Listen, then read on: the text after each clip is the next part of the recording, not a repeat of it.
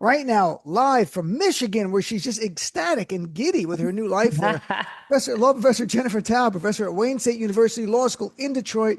You can find her Monday to Friday mornings live at 8:30 a.m. Or is it 9 a.m. now? Is it 9 a.m. It's on YouTube? 9. I like to sleep in a little, Dean. All right, 9 a.m. on your YouTube show, Jen Taub Live. Although yesterday you did 2 hours live of the whole press conference. I saw some of that.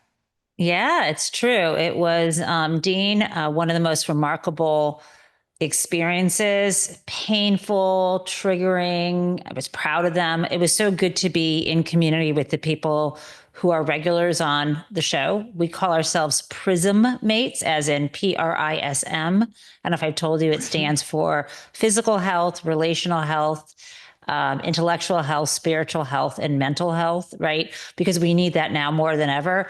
But it's mostly a show about money, law, and snark.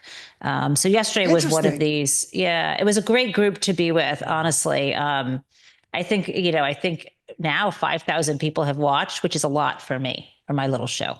That's great. I need to have a name for people like Midas Touch has got their Mighty Midas and all that. Something I got to do something with Dean or Obeidallah. I can't think of anything right now. If people have any ideas, what I don't know what to call it. Like whatever. I can If it's a help you. fun name. I'm really good at coming up with these things. After the show, I'll come up with something. All right, something with Prism. No, I'm kidding, not Prism. All right, so okay, let's talk. I want to talk about RFK for a second and health issues, and then we're going to come back to Epstein and what you saw and the reaction from people who are watching live. Before you came Right. on, we played some of the clips of RFK Jr. And what's so concerning is that you had nine heads of the CDC, former heads of the CDC, write an op-ed Monday in the New York Times saying he's endangering our health. You had four senior CDC officials resign. One said he's going to kill people. And then it continues on where just yesterday, Governor DeSantis with Joseph Ladapa, the Florida Surgeon General, said we're not going to mandate vaccines for children going to school anymore. Now they need an act of the legislature, but they control it. And every healthcare professional on the left and the right are like, that's the worst idea we've ever heard. You're going to expose children and adults and vulnerable people to disease that should never happen. So, I mean, what's going? Where are we going as a nation? It's just everything is going backwards. I find it beyond morally repugnant, Dean, that these ambitious, heartless men and women are building their political careers on the backs of dead children. This is supposedly the party of life. Secondly, Florida, home to the elderly, retiring people. Mix that with unvaccinated children, what could go wrong? And moreover, it seems to me that this is one of the most sexist, brutal things because pregnant women who contract measles are going to lose their children, right? Oh, This is what I used to didn't know that. happen. And the mother might also die. We are talking about, there was a time when people would, women would have a lot of children and not a lot of them would make it into to be teenagers and so on. And sometimes the mothers would die in childbirth. This, this, it's willful ignorance, but it's beyond that. We have seen it. He simply doesn't care. He wants to thin the herd Yeah, and is believing somehow that you are lesser of a person if you by chance get sick from one of these diseases. It's outrageous. The way we eradicate measles, the way we eradicated smallpox was through inoculation. This is science. He is advocating cruelty. He's possibly the most dangerous person in America right now. He is worse than any serial killer that we have ever seen. And Donald Trump and the interesting. Republicans are keeping him in charge. And what you're getting at is one of the doctors who resigned from CDC, a longtime public health expert, used a term in his resignation letter, eugenics. And he said there's Yeah. a connection to eugenics, what's going on. And I was saying that, and the media didn't read his whole letter, I guess, because they should have honed in on that. And like, what are you talking about eugenics? And the reason it jumped out at me is that I had on a disability rights activist about a month ago and a few months before, Steve Way, and he talked about eugenics. And he said, they're cutting our Medicaid that would provide, that's a lifeline for us. He's in a wheelchair. And he goes, they want to eliminate us the same way the Nazis had Right. eugenics, where you get rid of the weak, only the strong in their view reproduce. And in their mind, that's a stronger society going forward. It's a very right-wing, dangerous philosophy, but that's what they're embracing. And I'm glad that you picked that up. You just said that. No one else in the media is saying that. We were just talking about it before you came on. I think that's such an important part to have in discussion.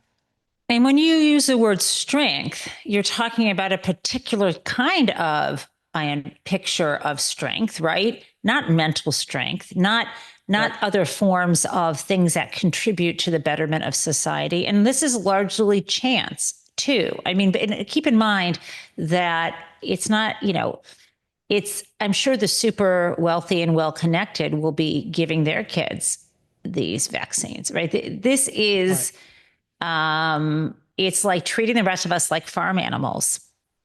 Okay. They think they're superior. It's not just eugenics, but it's almost like monarchy. He's only known because of the Kennedy name. They want, it's his dynasty, it's eugenics, it's are you from good stock, and the rest of us are livestock, or in fact, dead stock. It's right in front of us, Dean.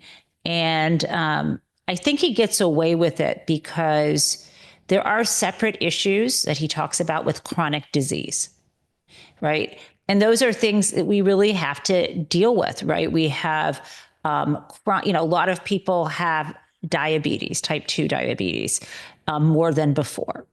And if you really wanted to manage that, you would deal more with having more free activities, having places for people to walk and exercise safely. There's ways to manage that. There's also Mm-hmm. these new medications people can take, these like Wegovy or Ozempic, but they're cutting back on the funding for that. Like if we really cared about the impact of obesity or diabetes on people's long-term health, there are incredible solutions for that we could offer people who want it. That's not what's going on here. No, not at all. And look at, I mean, this is a minor thing. Just right before you came on air, we came on air. Just so that Trump is tomorrow going to sign an executive order to rename the Department of Defense to the Department of War. And look, it was an act of Congress that named the Department of Defense. But say they do that. Think about the millions and millions they're going to spend in dollars to rename everything Department of War. Money that could be spent in care for people. But they gutted people's Medicaid. They are gutting. There's been huge cuts to Medicare because of sequestration. They ended ACA subsidies unless there's an extension over the next few months. But they're going to spend millions and millions and millions of dollars because Donald Trump wants to rename the Department of Defense, Department of War, which is bullshit. But it's our money. It's not just a game, folks. Our tax dollars, they're going to have to rename everything, every building, everything around the country, new signage, you name it. Computers, updated, everything. And it's insane. And no one on the right will put by it means nothing to anybody. The department, and the irony, of course, is Trump wants a Nobel Peace Prize, but he wants to call our Department of Defense Department of War. Like, I don't think the guy gets a Nobel Peace Prize who now is advocating that we have a war department so we attack other countries. It's just so. Well, Let's pivot to some. Go ahead. I would never accuse Donald Trump of being a logical man, but the logic here is if you start a war and then you end it, you get the peace Bingo. prize. I mean, I'm The only laughing because this is beyond dementia. This is beyond the emperor has no clothes. This is beyond, imitating Benito Mussolini and Adolf Hitler. We're on oh a yeah, plane. We are on bizarro world insanity plane. And I just, if I allowed myself to get angry, I would be like that cartoon, that animated character from what is that really great Inside Out, where the guy's yeah, Louis Black. head. It's Yeah, Louis I mean Black's that is voice. me. Louis, my friend I Louis. Yeah. on the outside, I might be smiling, but on the inside, my fucking head is blowing off right now. I think the Mussolini thing, we have a director on later in the third hour, Joe Wright, and he's a well-known director, award-winning. He did movies like Darkest Hour with Gary Oldman about Winston Oh Churchill. He wow, did he I did Hawaii love that Prejudice with Keira movie. Knightley. He did Atonement with James McAvoy, Wow, and he's did so many movies. Maria Carena. big He fan. spent like a year making Tell an him I'm a big fan. Let him know. It will no, but matter. he made a new series that aired in Europe, and it's all in Italian. It's called Mussolini, Son of the Century. And I watched the Oh first my four God. episodes. They have eight. And when you watch it, and he made this in 2022 into 2023, they could not get a US distributor because anti-fascism is now considered controversial. That was his point. He goes, can you believe this? And Yes. but when you watch Mussolini, you see that Trump really is much more Mussolini-esque than Yes. Hitler-esque. He's much more Yes. buffoonish. And Mussolini came from the media. He used to run a publication. He understood the media. He was bigger than life by design. Hitler was a more focused, laser focused evil. Mussolini was a bad guy too, don't get me wrong. But there was a buffoonish quality to him that made people underestimate him. But he was also a showman. And you can't argue, Yes. but that Trump was a showman. He used to be a host of a TV show. He's much more Mussolini. Still, both committed war crimes, both Hitler and Mussolini. And Mussolini is the inventor of fascism. It's an Italian word, fascisto. And Right. that's where everyone got it from. And Hitler idolized Mussolini. Like Mussolini comes to power in 1922. Hitler does his beer hall putsch the Yes. next year. He's so inspired by, so he goes, and he Yes. loves Mussolini. He loved him. And then ultimately Hitler eclipsed him. I mean, the thing about, I remember when Donald Trump's first term and they were showing pictures of Mussolini on a balcony and the body Yeah. language, the arms Mm-hmm. crossed the And his head neck up. It's his back, big thing, his and head his up. Mm-hmm. physicality, right? It's very, it's clownish, it's menacing. And I mean, the only thing I can say is, hey, Dean, what happened to Mussolini? How did his life end? Doesn't could end you well. didn't end well? Yeah. Something about his No. ankles. I don't know. And yeah, his ankles, because he was a rope tied to them. Yeah, so it didn't go well for Yeah, him. yeah, it didn't go Trump's just well. swell up. He was caught with his mistress trying to flee Italy from in northern Italy. Yeah, it didn't work. Didn't work. So God forbid that would happen here. That is not how we are supposed to do our so-called peaceful transfers of power. However, this man has no intention. He has a Department of no, War, and he will ensure that there is some sort of war going on, either in the states or outside of the states, so that he can avoid this midterm election. I mean, we've to me got the only to focus. Sorry, Dean. no, sorry, no, I didn't want to interrupt you. I thought I'm sorry you were done. The only peaceful transfer might be of Trump's body one day out of the White House after he passes, because he's not leaving willingly. And it's interesting you mentioned that he'll start a war and then say, "Look, I ended it." And it reminds me, like I'm paraphrasing this old joke from the Brat Pack guys, the Rat, not the Brat, but the Rat Pack guys, the real ones, with Sammy Davis Jr. and Frank Sinatra. And Sammy Davis had some joke about Frank Sinatra saved my life one night, and it's like, how? He goes, he stopped kicking me, and it's like this kind of thing where he's joking with Dean Martin, those guys. Like I remember that, and it Oh always my stayed with me. God. That joke. It's a weird thing. I don't know why it stayed with me, but I'm like, oh, that was an interesting joke that it said something deeper. So I'm chatting with our friend, law professor Jennifer Taub. So let's shift gears and talk about Epstein file. You covered it live. You had comments there, many from women who you were mentioning. It triggered. I'm sure it was traumatizing as well. These brave women who stood up there were an inspiration. They did it on Capitol Hill. They were speaking truth, right to power, right there, and they're saying Trump and Republicans, Congress, whose side are you on? I think it was so good. Stop picking the predators and be on the side of the survivors. Such an important point. So what was your takeaway? What stood out for you? I guess two things. I started my show at 10 a.m. because I thought, okay, we can talk a lot before the press conference. But I didn't realize that I thought this rally they were talking about was happening at the same time. So, like, when I started watching, there was a rally. And it was, to me, the rally with 100 women there that was the most touching thing, because they weren't at the sort of spotlight. The press was there who wanted to be there, but there were women who came up there shaking, who said, or a lawyer came up and said, my client has never spoken in public. To be able to do that about something so personal is one of the hardest things you can do. And to me, that happened. I did that when Brett Kavanaugh was being part of his confirmation hearings back in 2018. I wrote a piece, and I'm forgetting whether it was in Washington Monthly or the Washington Post. I don't remember where it was published. And I think the title was Brett Kavanaugh and I Have a Lot in Common. And I talked about being at Yale when he was there and being sexually assaulted.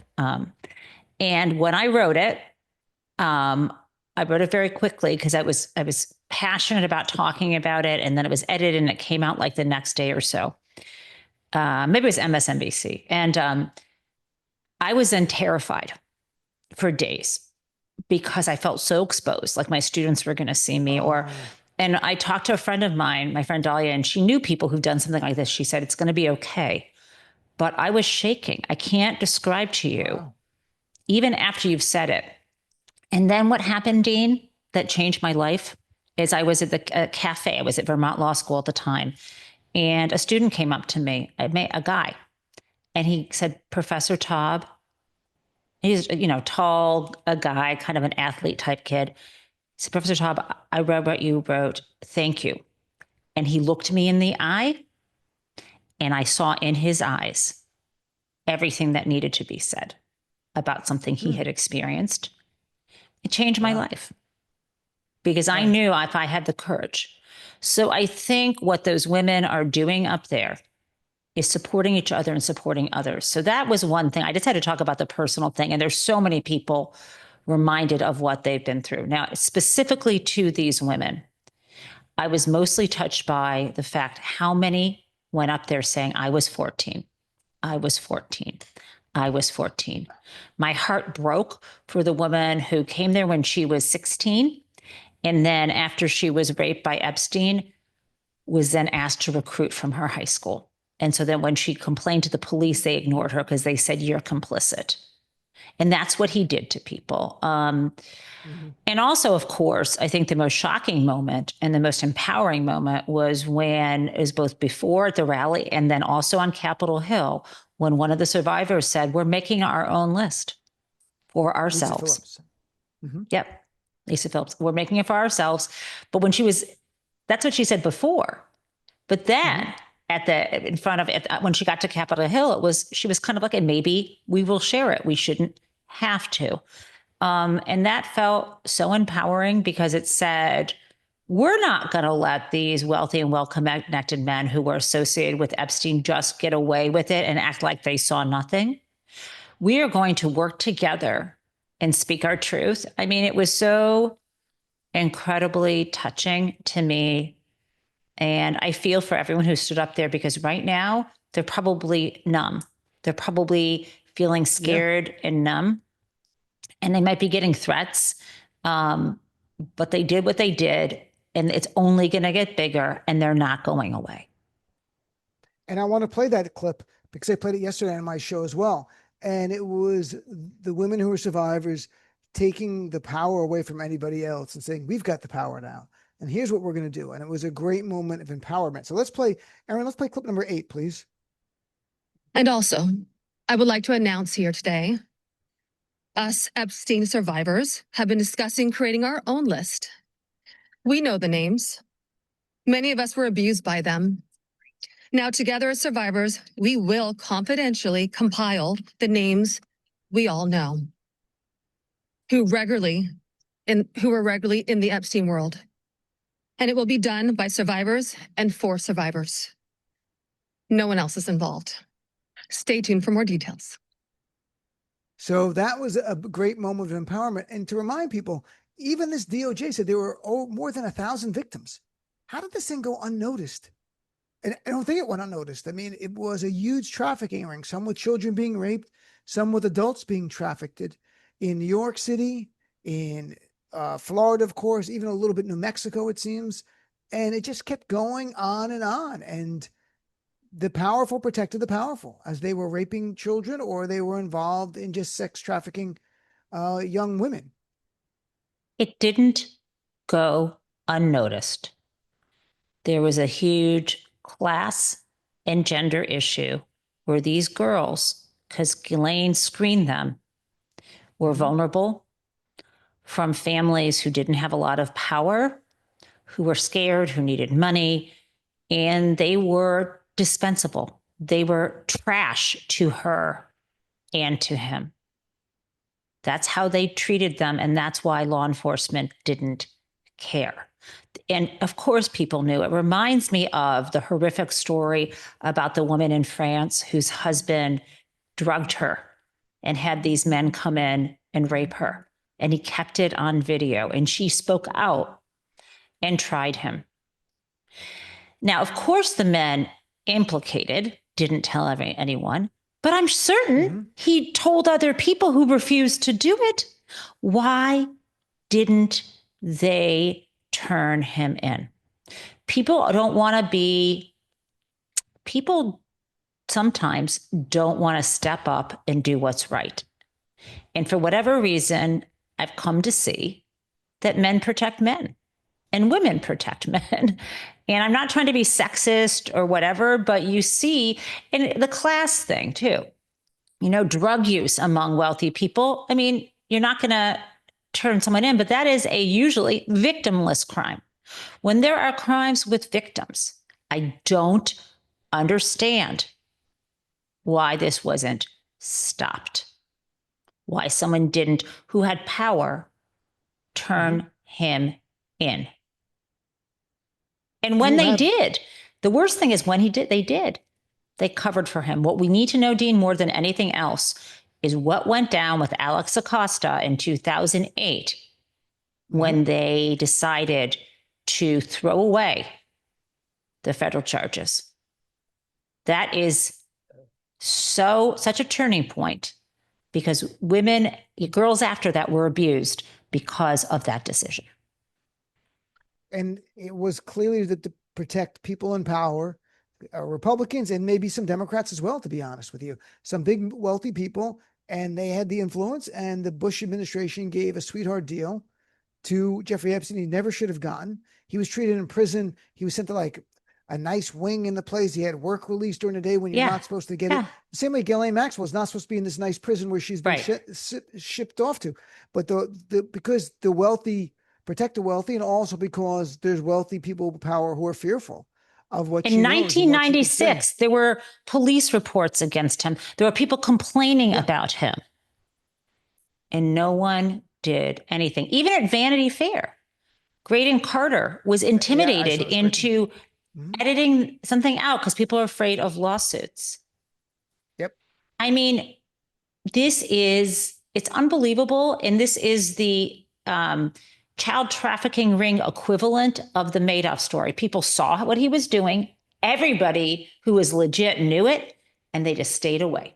People to stay away. That's not my business, they think, while victims are harmed.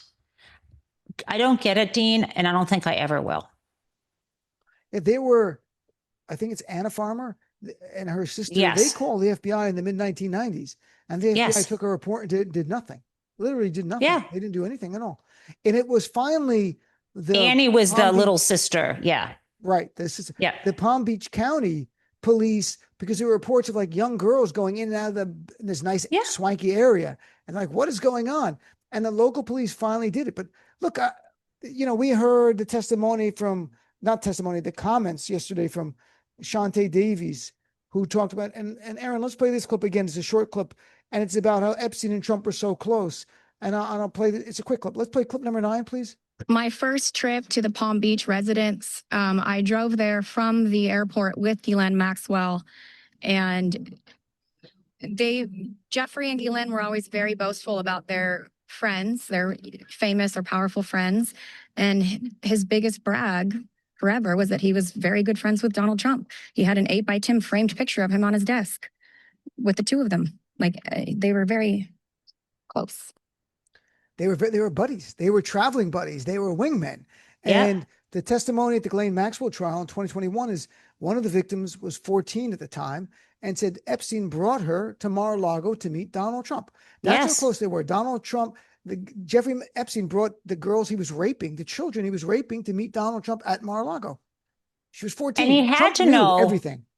And let me just say, it's hard, the older we get, Dean, it's hard to know how old, if someone's not in your age group, it's hard to know how old they were. Like I was at the Tigers game and I'm like, that picture looks like a child to me, right? So the older you get, the younger people look. Now, the difference though is when you have children who are in the same age range, it's easy to tell. Donald Trump's daughter, Ivanka, was of the same age in the 90s as these girls. He knew how old they were. He also installed himself as head of many teen beauty pageants. and had a modeling agency. He knew damn well he could age and tell how old these girls were. In fact, he asked, we heard this from Maria Farmer, Annie's sister, when Maria was working for Jeff Epstein, and this is before he assaulted her, and before she knew that Annie had been assaulted. And Donald Trump looked her up and down, and Epstein said, "She's not for you."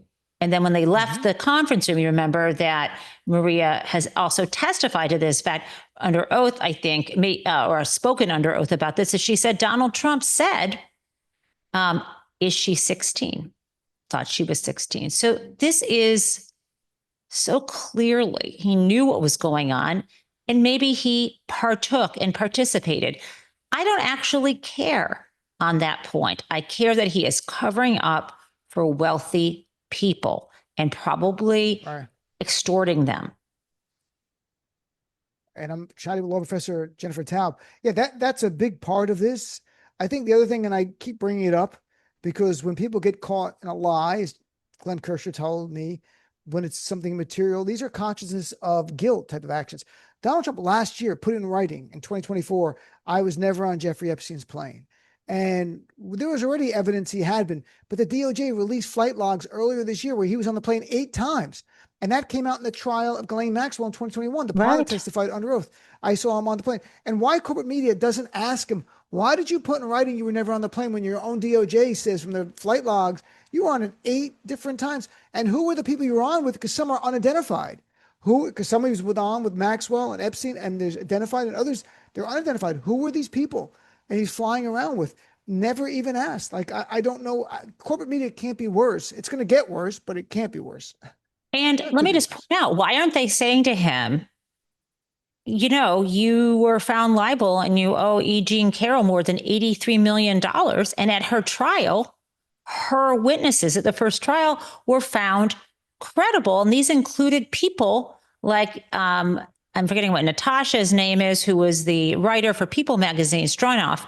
But there are woman after woman saying that you kissed them and grabbed at them or sexually assaulted them more explicitly, and they didn't have their consent. You didn't have their consent. So is the only issue, Mr. President, that you're claiming that you only sexually assaulted people who were above age?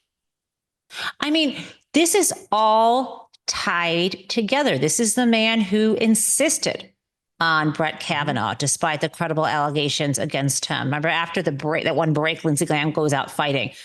Deny, deny, deny. Pete Hegseth, credible allegations of assault against him, person after person after person, because it makes him look better. Donald, if you assume for a second that everything Donald Trump has been accused of when it comes to financial and sexual and physical violence and crimes is true, then you completely understand why he's doing what he's doing. Again, I don't know if what Michael Wolff said is true, that Epstein actually had photos of Donald Trump with naked young women, maybe girls, on his lap. I don't know if that is true, but I do know he does not want this to come out because he thinks it would hurt him. Yeah, definitely. And we've learned so much about Donald Trump, but even he knows whatever's in there is more challenging, problematic, damning, convicting, whatever term. I don't know what the range is, but whatever's in there is worse, where he has no problem just stonewalling and doing these things like Department of Defense instead of Department of War. This is literally just programming cable news for the weekend so they don't talk about Epstein on Fox News. I think MS, I don't know what CNN does anymore. They're just not good.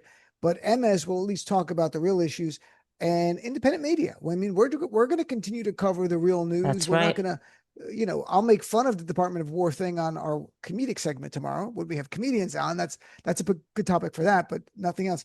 So and by the way, what was the reaction of the women who were watching yesterday when you were live streaming the press conference? Yeah.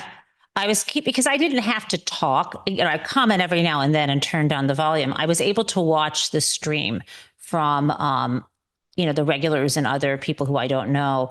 So many of them were talking about their own experiences. Many of them, women and men, were amazed at the bravery. People are really angry about the cover up. And a lot of people are scared for the safety of these women. Yeah. That was it. That was the takeaway. And also everyone's saying, call your member of Congress. Let's get 2 more Republicans. Oh, the other thing is people were disgusted by Marjorie Taylor Greene being there because they think her motives are suspect, that she's able to grandstand because she knows damn well they'll never get 2 more Republicans.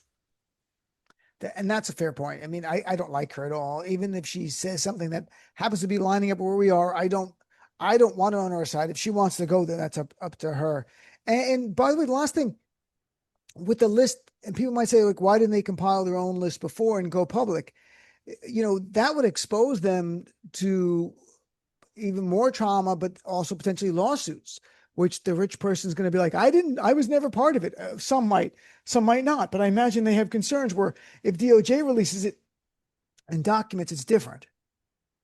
Yeah, I guess there's 2 things. There's what you say, which is a concern about what are you claiming that you saw this person in his presence, being very careful that these individuals have legal counsel on how they phrase in writing what they say, first of all. Secondly, it's important to be complete, to be able to have so many women together. And if, of 100 women who come forward, if, 25 of them saw Les Wexner there, that's helpful. I mean, you shouldn't have to have 100 or 1,000 women to go up against one man, but apparently that's America.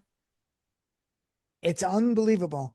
Well, Jen, I want to thank you for coming on. We even went long here, but if people want to follow your work, what's the best place that they can go? Where do you want them to check out your stuff? Well, I'm all over Blue Sky all the time. I think I've got my most followers there. But if you're interested in video, if that's how you like to get your news, as Dean said, I have a morning show every Monday through Friday from 9 to 10 a.m. It's a lot of fun. It's a great community. I keep you up to date on law, money, and snark. Law, money, and snark. What more could you want? That should be an actual department in the cabinet, right next to alcohol, tobacco, and firearms. Law, money, and snark department. Jen Taub is the head of it. Thanks, Jen. Have a nice night. Have a